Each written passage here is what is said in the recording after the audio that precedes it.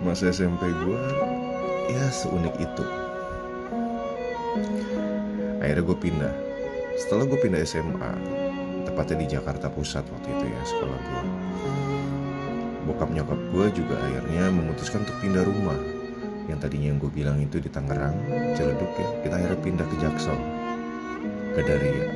Anak Jaksel nih ya ceritanya. Anak gaul Jaksel yang bisa dibilang em, banyak hal yang terjadi di saat itu. Banyak banget hal terjadi di saat itu. SMA yang ternyata bener kata orang, SMA itu waktu yang paling tepat untuk belajar jadi dewasa. Gue gak tahu kalau dari lu ya, kalau gue memang hal itu yang membuat gue punya banyak pelajaran yang bisa gue ambil di kehidupan itu, khususnya pas SMA. Kelas 1 SMA ya sama halnya kayak waktu itu dulu gue pas masuk itu ada yang namanya ospek. Lu tau ospek kan? Orientasi siswa gitu. Yaitu kita sebetulnya itu bahasa halus untuk perpeloncoan kalau kata orang, pembulian anak-anak baru. Ya kalau gue dulu di sekolah gue ya persis pakai baju kemeja putih, celana hitam, terus gue pakai apa namanya papan tulis segede gaban, tulis saya anak jin gitu kan, dari Timur Tengah. Terus gue pakai topi yang segala macam, pakai centong nasi lah, wah pakai apa namanya bakul nasi, pakaiin wortel segala macam, wah aneh banget dah. Gue ngerasa cupu banget waktu itu ya, karena memang itu yang dilakukan oleh kakak kelas kita gitu loh. Anak kelas 2 sama anak kelas 3 yang jadi tim OSIS dan para panitianya lah yang ngerjain kita.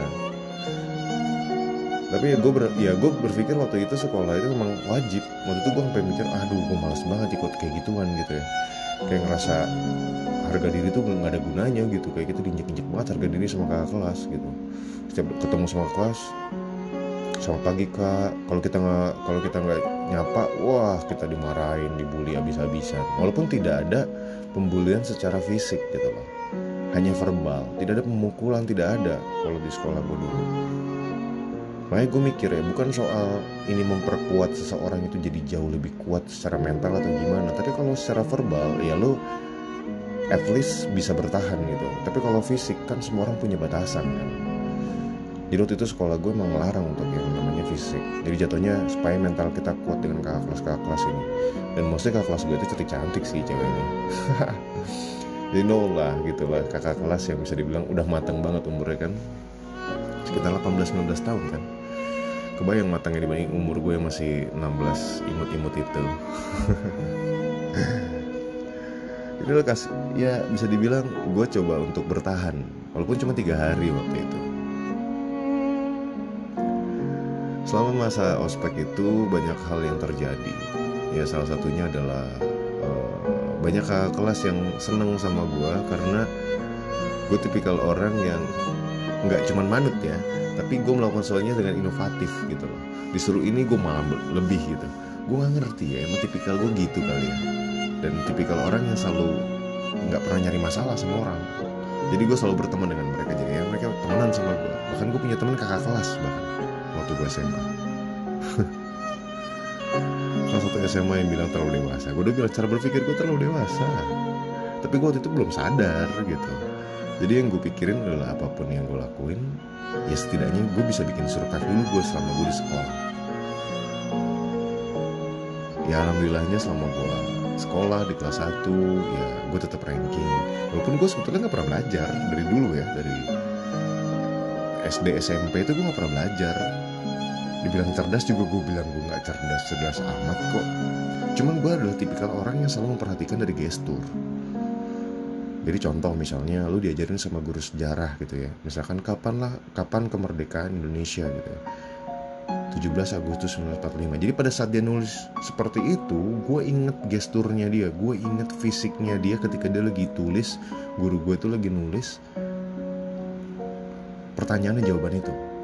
Jadi ketika ulangan, gue tiba-tiba muncul aja gesturnya dia ketika dia lagi nulis itu, dan gue langsung tulis jawabannya. Jadi itu yang sebetulnya ngebuat gue agak unik, padahal gue gak pernah belajar. SKS enggak, gue gak pernah belajar.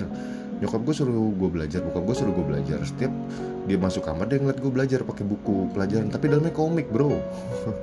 Itu teknik gue supaya gue tetap baca komik, tetap fun hidup gue tanpa gue harus mikirin gue harus belajar. Masa kecil yang bahagia kalau menurut gue waktu itu. Sampai gue sering nontonin film-film kartun nih kan, kalau lu pada tahu kan, Doraemon, Detektif Conan dan sebagainya macamnya yang kita tungguin setiap hari Minggu. Buat lo anak-anak tahun 90, 89, 88 mungkin lo tahu lah. Mungkin lo anak-anak lo yang baru, anak-anak baru mungkin agak sulit ya. Tapi itulah kenikmatan hidup di tengah-tengah masa peralihan antara teknologi dengan non-teknologi. Karena dulu kan non-teknologi banget. Lanjut ke SMA gue. Kelas 1 gue meraih peringkat yang baik, peringkat 1. Dan akhirnya gue masuk ke IPS. Jadi waktu itu kan ada dua, di sekolah gue kan ya sama kayak sekolah-sekolah yang lain ya, ada pemilihan jurusan itu IPA dan IPS. Cuman ada dua waktu itu. Kalau IPA itu ilmu pengetahuan alam yang basisnya pasti matematik, kimia, fisika, yang hitung-hitungan lah gitu ya, eksak. Sedangkan gue waktu itu keterima sebetulnya untuk IPA, tapi otak gue tuh lebih memilih untuk IPS karena anaknya gaul-gaul. Coba lu bayangin ya, lu masuk ke IPA yang tiap hari kerjanya belajar, diem, jarang nongkrong. Itu bukan gue banget lah. Gue tuh anak yang mau coba untuk bergaul, karena temen gue banyak di IPS, ya gue mau masuk IPS. Sampai gurunya nanya, Rezi kamu yakin mau masuk IPS? Katanya, iya, kamu bisa IPA loh, saya gak mau. Nanti daripada saya gak bisa, saya gak naik kelas, saya nilainya jelek, mendingan saya masuk IPS bu. Ya udahlah, nyokap gue gak bisa ngomong apa-apa lagi, akhirnya gue masuk IPS. IPS adalah sebuah kelas yang bisa dibilang paling riweuh dan paling ribut dari semua kelas yang ada kan. Lo tau sendiri lah, kelas IPS itu adalah kelas orang-orang yang kerjanya cuma nongkrong, ngumpul, bahkan dia gak punya tujuan hidup pun ada di situ. Yang sering kabur, ya gue pernah lah ngelakuin kabur-kaburan, madol-madol gitu ya, badung-badung gue, walaupun gue badung gitu, tapi itu gue tetap ranking, gue gak paham sama tuh sekolah konsepnya gimana nih, anak badung masih aja bisa. Bahkan gue pernah waktu itu ke gap ngerokok. Gue pertama kali ngerokok itu SMP kelas 3 sebetulnya, cuman gue diem-diem kan. Sampai akhirnya ke gap lagi kelas 1 SMA. Tapi gue tetap ranking, bingung kan lo? Gue juga bingung. Jangan kan lo, gue aja bingung. Jadi ke gapnya juga lucu gitu ya. Gue punya geng kan, geng gue tuh geng anak-anak motor. Di sekolah gue tuh bisa dibilang anak-anak tajir lah gitu ya. Kebagi dua kubu, yaitu geng anak motor sama geng anak mobil. Geng anak mobil ini nongkrongnya kafe-kafe kan, yang banyak duit nih, pakai mobil-mobil semua tuh, mobil mewah gitu kan. Waktu itu emang sih gue belum boleh bawa mobil karena waktu itu masih 16 tahun kan. Jadi waktu 16 tahun itu sebenarnya kita udah bisa punya SIM C. Jadi gue udah punya SIM C dan gue bawa motor ke sekolah. Ya karena gue pakai motor, gue gabungnya sama anak motor lah, anak geng motor yang nongkrongnya di warung, kerjanya cuma nongkrong-nongkrong nggak jelas gitu ya. Tapi mereka hidupnya dengan secara sederhana, walaupun mereka sebenarnya orang kaya. Itu lagi tuh kehidupan dan decision yang gue ambil. Ada sedikit perubahan di hidup gue. Gue gak gabung sama anak-anak yang fancy, gue gak gabung sama anak-anak yang hidupnya dengan kekayaan orang tua. Tapi gue hidup dengan teman-teman gue, circle-circle gue yang emang badung gitu ya, bisa dibilang emang malas dan segala macam. Tapi mereka humble dengan kehidupan sosialnya. Itu yang gue pelajarin waktu gue masuk geng motor ini. Gue gak mention bahwa semua geng mobil kayak gitu, geng motor seperti itu. Tapi mostly orang-orang yang ada di geng mobil itu kerjanya cuma nongkrong tempat-tempat mewah. Ya gue sering diajakin mereka, cuman gue sering nolak. Karena menurut gue gak masuk aja gitu cara bergaulnya. Mereka ngomongnya terlalu tinggi, ngebanggain sesuatu hal yang menurut gue gak penting, sering clubbing dan segala macam gitu ya. Sedangkan gue ini tipikal anak yang senangnya tuh interaksi sosial gitu. Sampai gue masuk di geng motor ini, geng anak-anak motor nongkrongnya di warung gitu.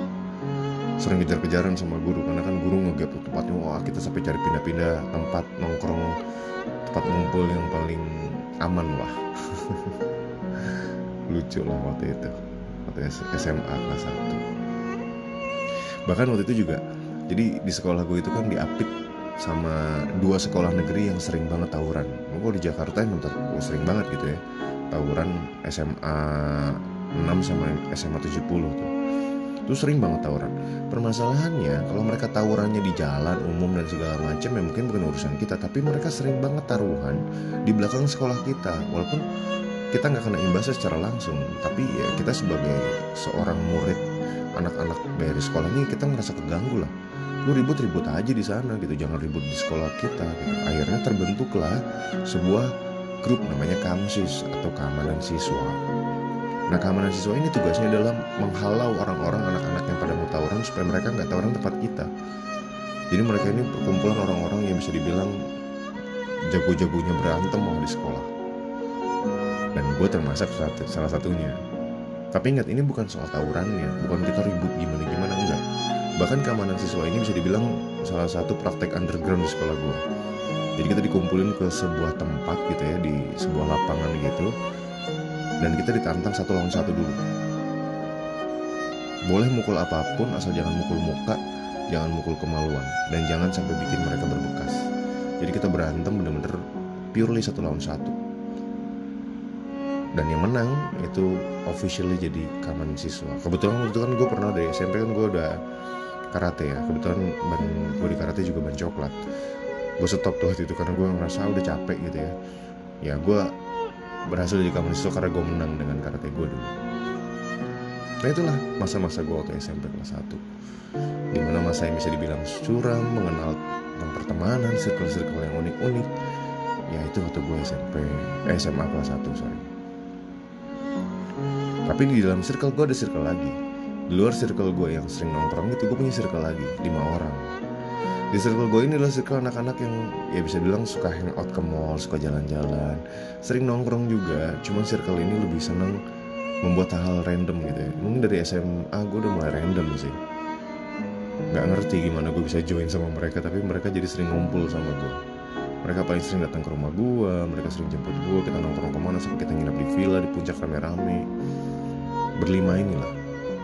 Salah satunya adalah temen gue yang sering bawa mobil. Ya anggap aja kita panggil namanya Reza lah. Si Reza ini sering banget bawa mobil karena dia anak satu-satunya dari bokapnya.